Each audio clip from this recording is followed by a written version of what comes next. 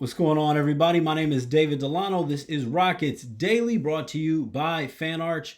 Whether you're in DC, whether you're in Houston, Texas area, following from the Rockets afar, or local, thanks so much for just giving me a few minutes out of your day. Go ahead and feel free to leave comments, positive, negative, what you like, what you don't like. They are all welcome. As it's definitely the off season now. The summer league is over, draft is over. We're going to be just locked in with all different things going on in the off season.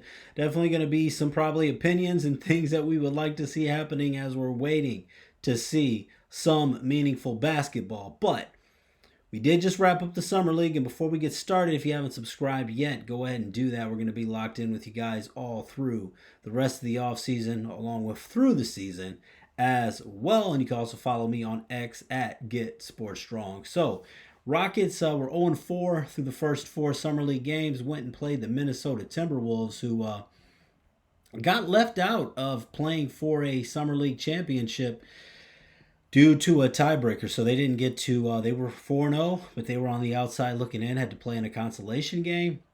Charlotte Hornets, for what it is worth, ever pops up in a trivia question, Charlotte Hornets won the Summer League championship this season. They won that game last night. But the Rockets did in Summer League with a 104-101 win.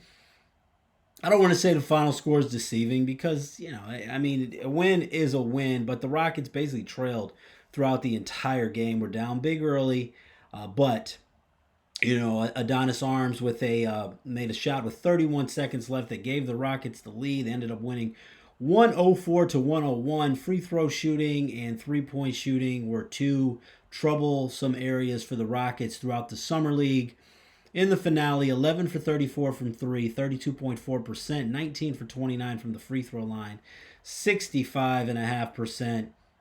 But they found a way to get it done. Kennedy Chandler led the team with 20 points in the win. Adonis Arms and Kevon Harris both added 18 points. Had Malik Wilson from out of University of Houston was plus 31. Strong game for him with the plus minus by far. Made a big impact, especially late in the game. Had 14 points along with 8 rebounds, 5 assists, 4 steals, and just 7 for 11 from the field. So only 4 misses. Wilson, definitely player of the game, in my opinion, in the finale. Overall though, Cam Matthews had his best shooting game by far. Went 3 for 4 from the field, 2 for 3 from 3-point range, but just 1 for 3 from the free throw line. So Rockets, got a win late. A few different things. Obviously, Cam Matthews, and it's been discussed in the comments a bit as far as I mentioned. And I think if you looked at it, not an NBA offensive player right now. Does play tough defense. Someone that's going to come into training camp, and we'll see if he can help make the team tougher, help Reed Sheppard develop. But overall, I'm not going to get all technical with all the stats and things, but very, very poor offensive showing from Cam Matthews, but not really a great offensive player. Someone that wondering if he could maybe be a young version of PJ Tucker in development. We will see. Let me know what you guys think about Cam Matthews. Do you think that his defensive presence is going to be enough? Or, we're probably talking about 15th guy on the roster, 2-way contract, if he makes it. So it is what it is, but you never want to sleep on anybody. You see undrafted rookies, and throughout the years, throughout patience, who make impact. So everybody matters, and definitely all 15 of those roster spots definitely want guys who are going to be able to contribute. Big thing coming out of Summer League, and it came out just not too long ago before this recording. The Ringer had a list of the most impactful players in the Summer League, and they mentioned Reed Sheppard as one of the guys who really shined. I was a little, this is just my personal feelings. For 5 Summer League games, I wanted to see Reed in more than just 2. First game was more impressive than the second. I still wanted to see more defensively. Still didn't shoot at a high clip. Still made some careless turnovers. Showed some leadership at times when you were listening to him mic'd up, but also a lot of complaining to the officials, and I like Reed Sheppard. I'm rooting for everybody on this roster. I'm being a little, maybe a little critical because I mean we're looking at this for a championship run, and when you look at what's going on going forward, how much are we going to really be able to put on Fred VanVleet at point guard throughout the postseason, throughout the entire season? Got Aaron Holiday there as a backup point guard as well.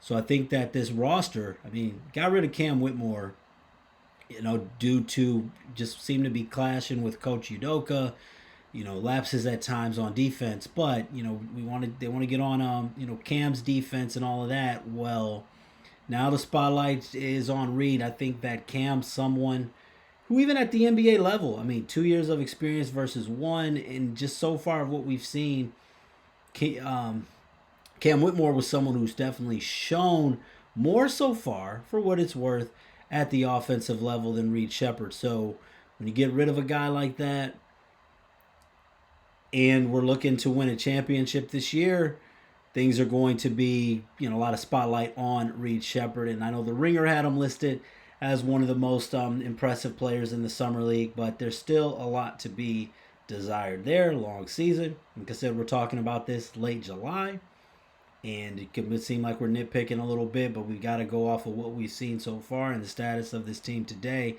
And I think that the biggest question, we'll see what happens, but whether or not the Rockets decide to add a veteran guard or not, add some guard depth, I think that if you don't win a championship, it's going to be due to that lack of guard depth. Right now, Oklahoma City still the team to beat. I personally, like I said, I'm gonna keep real what I'm saying. Not that I'm right, not that I know everything. I absolutely don't, and that's why I welcome you guys' opinions. Each opinion is as good as the next, but I would like to see some guard depth. Right now, I've had to put together power rankings. I've got the Rockets third in the West, behind the Thunder and the Denver Nuggets. And don't sleep on the Lakers. I know there's a lot of drama going on over there, but I would definitely like to see some depth added at the guard position. And I think that right now, when we look at what's left, I think Chris Paul, I know it's a big decision for him to make. This is going to be his farewell tour. Sounds like he wants to be in Los Angeles. All those things going on with the Lakers and LeBron James rumors. I know that the Lakers definitely a team to keep their eye on. I know everyone keeps talking about Clippers. I don't know if him and James Harden over there is going to be the best match because that close relationship with LeBron James. I wouldn't be surprised if he goes with the Lakers. But with the drama over there, I think Houston has got to be an option. In my opinion, I would think Clippers, Lakers, and Rockets have to be top three. Spurs. He was in Texas last season. I think that Chris Paul definitely adds some leadership and some stability at the point guard position. I'd like to see Chris Paul come in, and it's going to be a really short episode of Rockets Daily. Definitely going to be locked in tomorrow. We're going to talk. Tomorrow we're going to see if there's any new developments going on. We're going to talk about some things that I'm feeling good about the team so far, along with some question marks. Probably dive into more about the trading of Cam Whitmore and the flexibility that some of the moves have given the Rockets in the offseason. Thanks so much for watching. This is Rockets Daily, brought to you by FanArch. Go ahead and subscribe. We definitely appreciate it. Some days will be more eventful than others, but we're just waiting. I do think that we're going to see some roster moves, and whether or not it's with the Rockets or not, I'm expecting a decision from Chris Paul to be sooner than later. Thanks so much for watching. Have a great day.